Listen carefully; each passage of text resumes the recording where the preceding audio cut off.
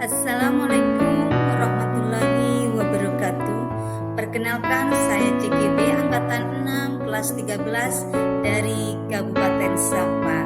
Saya Rahmawati, UPTD SDN Asem Jaran 3, Kecamatan Banyuates. Kali ini saya akan menjelaskan demonstrasi kontekstual tentang filosofi pemikiran Ki Hajar Dewantara sebagai tugas modul 1.1 A6. Intisari pemikiran Ki Hajar Dewantara tentang pendidikan, menurut beliau, pendidikan itu bertujuan untuk menuntun segala kodrat yang ada pada anak agar mereka dapat mencapai keselamatan dan kebahagiaan yang setinggi-tingginya. Pendidikan itu, menurut beliau, hanya dapat menuntun tumbuh atau hidupnya kekuatan kodrat yang ada pada anak-anak agar dapat memperbaiki lakunya dan bukan memperbaiki dasarnya, juga bisa memperbaiki hidup dan tumbuhnya kekuatan kodrat anak itu. Ki Hajar Dewantara menjelaskan bahwa dasar pendidikan anak itu berhubungan dengan kodrat alam dan kodrat zaman. Kodrat alam itu berkaitan dengan sifat dan bentuk lingkungan di mana anak berada, sedangkan kodrat zaman berkaitan dengan isi dan irama. Artinya bahwa setiap anak sudah membawa sifat atau karakternya masing-masing. Jadi, sebagai pendidik, kita tidak bisa menghapus dasar tadi. Yang bisa kita lakukan adalah menunjukkan, menuntun, dan membimbing mereka agar sifat-sifat baiknya sehingga timbul dan bisa menutupi atau mengaburkan sifat-sifat jeleknya. Pembelajaran menuntun, yaitu pendidikan harus menuntun segala kekuatan kodrat anak, baik kodrat alam maupun kodrat zaman. Menuntun laku pertumbuhan kodrat anak itu ibaratkan bertani. Pendidik berperan sebagai petani dan anak didik kita sebagai biji tanaman yang perlu kita perhatikan dan harus kita jaga dan kita rawat dengan baik. Dalam proses mendidik anak, pendidik berperan sebagai pamong agar anak tidak kehilangan arah, menuntun anak dari hal-hal yang dapat membahayakan mereka. Tidak kalah pentingnya, pendidikan itu harus berdasarkan budi pekerti, di mana memadukan antara gerak pikiran, perasaan, dan kehendak yang anak inginkan, sehingga anak bisa mempunyai kesadaran diri untuk menjadi dirinya sendiri, atau sering disebut dengan kemerdekaan diri dan kemerdekaan bagi orang lain. Pendidikan juga berpusat pada anak.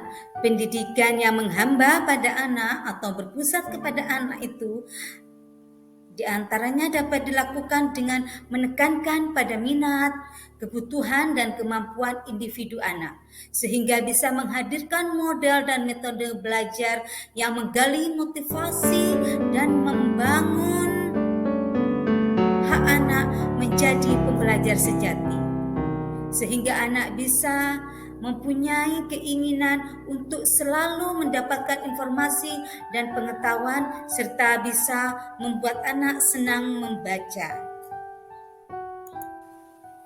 Pembelajaran yang menyenangkan itu dikatakan menyenangkan apabila di dalamnya terdapat suasana yang rileks, bebas dari tekanan, aman, menarik, sehingga bisa membangkitkan minat belajar anak.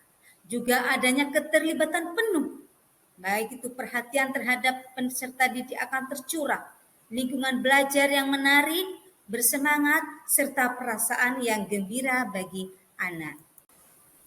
Contoh demonstrasi kontekstual yang menuntun anak saat pembelajaran yang CGB lakukan selama ini di instansi CGB, yaitu di UPTD SDN Asem Jaran 3. Menuntun pembelajaran praktek langsung dengan media alam. Menuntun pembelajaran praktek langsung dengan media alam. Menuntun pembelajaran praktek langsung dengan media alam. Menuntun pembelajaran praktek langsung dengan media alam. Menuntun pembelajaran praktek langsung dengan media alam. Menuntun pembelajaran praktek langsung dengan media alam. Menuntun pembelajaran praktek langsung dengan menuntun anak dalam pembelajaran digital yang mana instansi CGB itu sudah mempunyai website, jadi ketika ada ujian bisa dilakukan secara online serta banyak media-media pembelajaran yang bisa kita lihat di website kami. Kegiatan literasi yang dilakukan di dalam kelas di pojok literasi setiap kelas.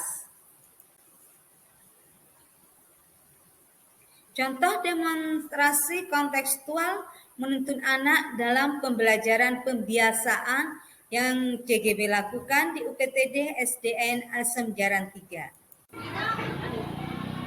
Melakukan kegiatan berbaris di depan kelas sebelum masuk kelas yang bertujuan untuk melatih disiplin anak. Utara, maju. Melakukan kegiatan berbaris di depan kelas sebelum masuk kelas yang bertujuan untuk melatih disiplin anak. Melakukan kegiatan berdoa dan membaca Pancasila secara bersama yang dipimpin oleh ketua kelas sebelum pembelajaran dimulai.